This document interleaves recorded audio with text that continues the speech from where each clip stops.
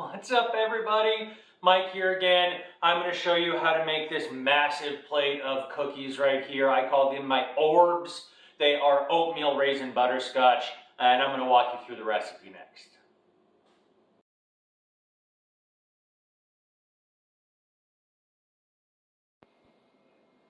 What's up, everybody? This is everything that I'm going to need to make my O.R.B.s. So we have 3 cups of old-fashioned oats. We have 1.5 cups of all-purpose flour, 1 cup of white sugar, 1 cup of brown sugar, 1 cup of room temperature butter, 3 eggs with 1.5 teaspoons of vanilla that's going to be beaten together off camera, 1 cup of raisins, 1 cup of butterscotch chips, and then in the small cup there we have 1.5 teaspoons of baking soda, half a teaspoon of salt, a full teaspoon of ground cinnamon, and then about half a teaspoon of ground nutmeg for the spice blend.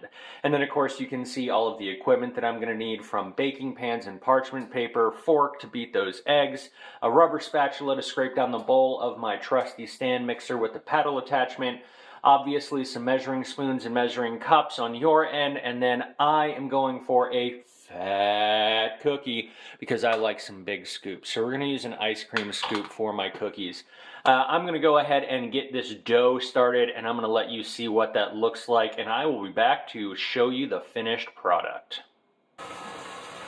So I am back and I'm walking you through these cookies here. All that I have gotten going into this is the butter and sugar, and that is starting to cream together. You're going to let that cream for a couple of minutes until it starts to get nice and fluffy. And the only other thing that I did was I beat my eggs in vanilla so that that's ready to go. I'm going to go ahead and stop talking, and I'm going to do this all in basically real time. I'm going to speed this up for you, but you're going to see everything that I do from here on out. The speed is increased, and I'm just going to quickly walk you through the procedure for my O.R.B.s.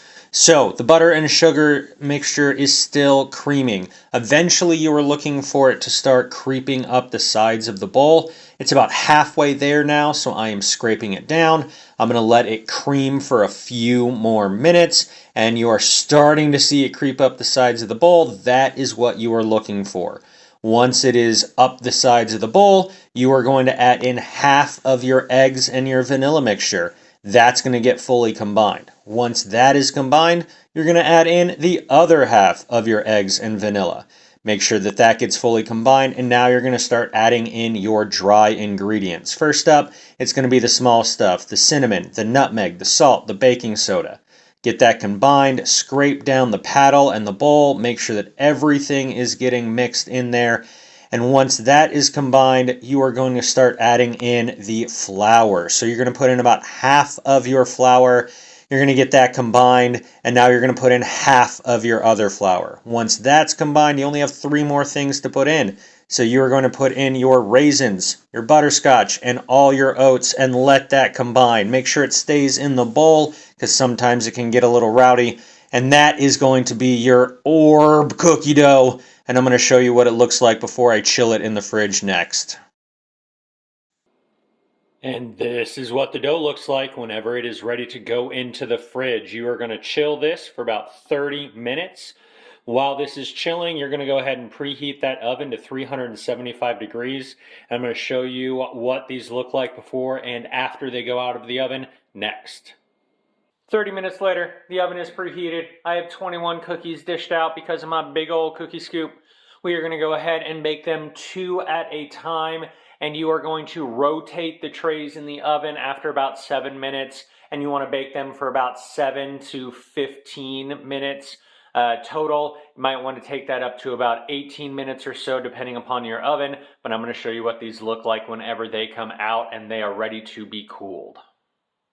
This is what the cookie looks like whenever it is done and fully ready to eat.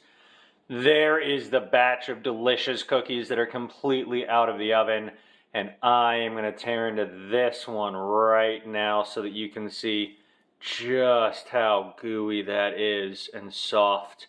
And this is about to go in my belly. And that's how you make my O.R.B.s. I cannot wait to tear into one of these right now. Oh, they're already falling apart.